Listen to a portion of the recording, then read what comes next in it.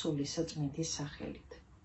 ჩვენი დღევანდელი საუბრის თემაა წმინდა მოციქული და მახარებელი იოანე ღვთისმეტყველი. წმინდა იოანე მოციქული ბრძანდება ძე მეთევზე ზებედესი და სალომესი. სალომესი, რომელიც ასულია იოსებისა. ეს იოსები ბრძანდება მართალი იოსები, ჩვენი მარადის ქართული დედაღვთისმშობლის დამწიდნელი. ესე იგი, მართალი იოსების შვილიშვილია მოციქული იოანე. სისხლის მიერი არა, მაგრამ შორეული ნათესავი იესო ქრისტე ნაზარეველისა. გალილეის ზღვაზე ნავში არიან იოანე, თავისი ძმა იაკობი თავიანთ მამასთან ზებედესთან ერთად თევზის ბადეების დასაკემსად. მათთან მიდის იესო ქრისტე და ძმებს მოუხმობს თავისთან წასასვლელად. იოანე და იაკობი ტოვებენ თავის საქმეს, მამას ნავში და მისდებენ ჩვენს უფალს. აი, ამდაგვარად დაემოწაფა ეს ორი ძმა იესო ქრისტე ნაზარეველს. ქრისტე იოანეს ქუხილის ძეს უწოდებს ღვაწლის მიხედვით. იოანე ამბობს, რომ უფალს უყვარს. იგი არის მაგალითი სიმშვიდისა და უბიწოებისა. ზუსტად იმ სამი მოციქულის სიაშია იოანე, რომელთაც ჩვენი უფალი აჩვენებს სინაგოგის უხუცესის იაიროსის გარდაცვლილი ასულის აღდგენას, ასევე თავის ფერის თვალებას. სერობის დროს ყველაზე ახლოს იოანე იჯდა უფალთან. მას სიყვარული აახლოვებდა და გაბედულიც იყო მის წინ. მხარზე თავს დაადებს და გაჰბედავს შეკითხვას, უფალო, ვინ იქნება შენი გამცემი? მამა იოანე ჩვენს უფალს არ ტოვებს ასევე სასამართლოს გზაზე მიმალას, როდესაც გეციმანიის ბაღიდან მღვდელმთავრები ანა და კაიაფა გაიყვანენ. არ ტოვებს ასევე გოლგოთის გზაზე მიმავალს. ჯვარცმული იესოს წინ დგას იოანე ჩვენს მარადის ქალწულ დედაღვთისმშობელთან ერთად და ტირის.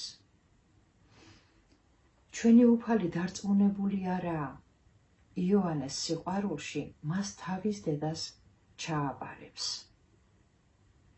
აი ეს ფაქტი, რომ იესო დედას აბარებს მოციქულ იოანეს, ჩვენი წმინდა მამები გვიშიფრავენ ორნაირად, პირდაპირი და გადატანი მნიშვნელობით, ისე რომ დარწმუნებულია იესო იოანეს სიყვარულში, ისიც რომ თავის დედას ნამდვილად მიხედავს იოანე და მეორე ის, რომ ყველა შვილი ვალდებულია მშობელზე იზრუნოს. იოანეს მიჰყავს დედაღვთისმშობელი, თავის სახლში აცხოვრებს. ის უწევს დიდ მზრუნველობას, უწევს სულიერ შვილობას და უწევს ასევე ღვიძლ ძეობას. თავისთან ყავს მიძინებამდე. დედაღვთისმშობლის მიძინების შემდეგ, როგორც ის ტოვებს სიტყვას, იოანეს მიჰყავს გეციმანიის ბაღში და მიცვალებულს თვითონ მიუძღვება წინ და მას ხელში უკავია რტო, რომელიც მახარებლად მიართვა მთავარანგელოზმა გაბრიელმა ჩვენს დედაღვთისმშობელს. ამ ამბის შემდეგ იოანე მოციქული თავის მოწაფე პროხორესთან ერთად მიდის თავის წილხვდომილ აზიაში ქრისტეს სიტყვის საქადაგებლად. იგი ამ დროს იწინასწარმეტყველებს წყალში უბედური შემთხვევის შესახებ. იოანეს წინასწარმეტყველება მართლა ასრულდა. იოაპიაში ხომალდში ჩაჯდომის შემდეგ ესე შუადღისას საშინელი ქარიშხალი ამოქროლდა. ხომალდი დაიმსხვრა და სელევსკიის ახლო მდებარე სანაპიროზე გამორიყა ყველა ნავში მჯდომი მოციქულის გარდა. ძალიან დაღონდა მოწაფე პროხორე, მაგრამ მან მიატოვა იქაობა და წავიდა აზიაში.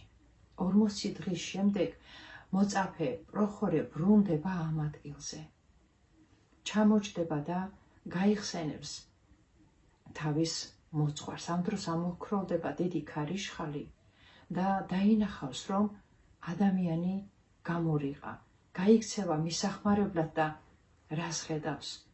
მიწაზე არის ჩვენი მოციქული იოანე და იგი არის ცოცხალი. დახარებულები ისინი ეფესოში დაბრუნდებიან. ეფესოში იოანე მოციქული უამრავ სასწაულს მოახდენს. ამ სასწაულის ნაყოფი კი არის ხალხის ქრისტესკე მოქცევა, მათი განკურნა სულით და ხორცით და მათი მონათლა. ამ ქალაქში პირველად მოინათლა ქალაქის მმართველის სიმამრი სახელად მირონი თავის ცოლშვილთან ერთად. შემდეგ ინათლებიან მმართველის ცოლშვილი და ბოლოს თავად მმართველი ლავრენტი, რომელიც თავის სამსახურს ტოვებს და ქრისტეს სამსახურში გადადის. ამ ქალაქში იოანე მოციქული და თავისი მოსწავლე პროხორე დარჩებიან 3 წლის მანძილზე მირონის ოჯახში. ისინი ქადაგებენ. ისინი ხალხს კურნავენ სულიერად და ფიზიკურად და ნათლავენ. ამ ქალაქში იოანე მოციქულმა დაანგრია კერპები და ტაძარი, რომელშიც ეს კერპები იყო აპოლონის სახელობისა. იოანე მოციქული ქადაგებს ქუჩებში, მოედნებზე. ერთხელ მის ქადაგებას დაესწრენ კერპების მღვდლები.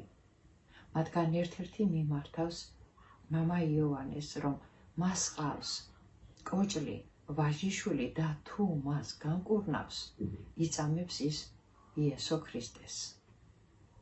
მამა იოანე მიმართავს, რომ იგი სცდის ღმერთს ამ სიტყვებით, რითაც იქნება მხილებული თავის ბოროტებაში. იოანე მოციქული მის ვაჟს გაუგზავნის კაცს და დააბარებს, რომ იესო ქრისტეს ჩემი ღმერთის სახელით სასწრაფოდ ადექი და მოდი ჩემთან. მღვდლის ავადმყოფი ვაჟიშვილი უკვე განკურნებული მაშინვე იახლება წმინდა იოანე მოციქულს. თავად მღვდელი კი დაკოჭლდება და მას სასტიკით კიბილი შეაწუხებს. იგი ხოხვით მიდის იოანე მოციქულთან და სთხოვს იესო ქრისტე ნაზარეველის სახელით განკურნებას. მოციქული მას უქადაგებს ქრისტეს სიტყვას. იგი დიდ სინანულში ჩავარდება და მოინათლება კიდეც. ამ კუნძულის ერთ-ერთ ქალაქში ცხოვრობდა ხალხი კერპების ღრმად მორწმუნე, რომლის ღმერთსაც ერქვა მგელ ღმერთი და ის მგელ ღმერთი დღესასწაულზე ჭაობიდან ამოდიოდა. მოციქულმა იესო ქრისტე ნაზარეველის სახელით ის სავისული იმ ტერიტორიიდან სამუდამოდ გააძევა. დღესასწაულზე მისული მღვდელი და ხალხი ელოდებოდა თავის ღმერთს, რომელსაც მიუყვანა ორი შებოჭილი ჭაბუკი. მოციქულმა ისინი გააცნობიერა, რომ მათი ღმერთი იყო ავისული, რომელიც სამუდამოდ გააძევა იქიდან. ხალხი, მღვდელი შეშინდა. მათ უქადაგა მოციქულმა იესო ქრისტე და მოაქცია ღვთისკენ. ამის გარდა ისინი მონათლა კიდეც. ამ ქალაქში იყო ასევე ტაძარი დიონისეს სახელობისა, სადაც მამაკაცები და ქალები დღესასწაულზე მიდიოდნენ, თვრებოდნენ და გარყვნილებით ატარებდნენ დროს. მათ სამხილებლად მივიდა იოანე ღვთისმეტყველი, რომელიც შებოჭეს, სცემეს და მიწაზე დაგდებული მიატოვეს. წმინდა მამა უფალს ეხვეწებოდა ამ დაბნეული ხალხის გონების თვალის სახელას. ლოცვის დროს დიონისეს სახელობის ტაძარი დაინგრა. ჩაიტანა 12 მღვდელი. ამ ხალხს ჰყავდათ გრძნეული სახელად ნუკიანე, რომელიც მამა იოანეს მიმართავს გააცოცხლოს ეს 12 მღვდელი და იგი იწამებს იესო ქრისტეს. მოციქული იოანე ეუბნება, რომ ის მღვდლები სიცოცხლის ღირსი არ არიან, მათ არ გააცოცხლებს, ისინი უნდა გეენაში დაიდაჯო. მაშინ ნუკიანე თავისი რწმენით შეეცდება იმ მღვდლების გაცოცხლებას და ხდება სასწაული, მას მოევლინება 12 ავისული ამ მღვდლების სახით, რომლებიც უბრძანებენ ნუკიანეს მამა იოანეს სიკვდილს. თვითონ ვერ მოკლავდნენ მამა იოანეს, რადგან ვერ მიეკარებოდნენ მისი სიწმინდის გამო. ამიტომ ნუკიანეს დაარიგებენ, რომ მან ხალხი მოიწვიოს და დაუმტკიცოს, რომ იოანეს დახოცილი 12 მღვდელი ნუკიანემ თავისი რწმენით აღადგინა და თვითონ ხალხი მოჰკლავს იოანეს. ნუკიანე მართლაც ასე მოიქცევა, ხალხს მიიწევს ტაძართან, მაგრამ იოანეს დანახვაზე ის 12 ავისული გაქრება. ამის შემდეგ თვითონ ხალხი გაიწევს ნუკიანეს სასიკვდილოდ, მაგრამ მოციქული იოანე მათ უქადაგებს ქრისტეს. ისინი ქრისტესკენ მოიქცევიან და ნათლობასაც ითხოვენ. ნუკიანეს ბოროტი არ ასვენებს და კათაკმევლებს, წყალს სისხლად მოვაჩვენებს. მამა იოანე ილოცებს. კათაკმევლები წყალს ნამდვილად წყლად დაინახავენ, ნუკიანე კი დაბრმავდება. მათი მონათვლის შემდეგ ნუკიანე დიდ სინანულში ვარდება. იგი გაქრისტიანდება და მის სახლში კერპები თავისით დაიმსხვრევიან, ნაცრად იქცევიან. ეს ის პერიოდია, როდესაც იმპერატორი დომიციანე მოკლულ იქნა და ხელმწიფება გადავიდა კეთილგონიერ ნერვას ხელში, რომელმაც იოანესთან ერთად ყოველი დატყვევებული ქრისტიანი გაათავისუფლა. რადგანაც მამა იოანეს პატმოსის თითქმის ყოველი მაცხოვრებელი მოქცეული ჰყავდა ღმერთისკენ, იმპერატორ ნერვას უკვე სურდა მამა იოანეს ეფესოში დაბრუნება უსაფრთხოების მიზნით. კუნძულის მაცხოვრებლები წინააღმდეგი იყვნენ მამა იოანეს იქიდან წასვლისა, მაგრამ უარი მიიღეს. ამის შემდეგ ისინი მამა იოანეს სთხოვენ იმ წიგნს, რომელიც მათთან დაიწერა. წიგნის ისტორია კი ესეთია. პატმოსის მაცხოვრებლები მამა იოანე მამარხულა. თვითონ თავის მოსწავლესთან პროხორესთან ერთად ადის მთის წვერზე. ილოცებს, გაიელვებს, მთა შეიძვრება, ქუხილი დაიწყება. მამა იოანე პროხორეს მიმართავს. ყველაფერი დაწეროს, რაც კი რამეს გაიგებს. იგი აიხედება ცაში და დაიწყებს ლოცვას. მე ვარ ანი და ჰოე. და ეს სიტყვები იყო ღმერთისა იოანე მოციქულის ბაგედან გადმოსული.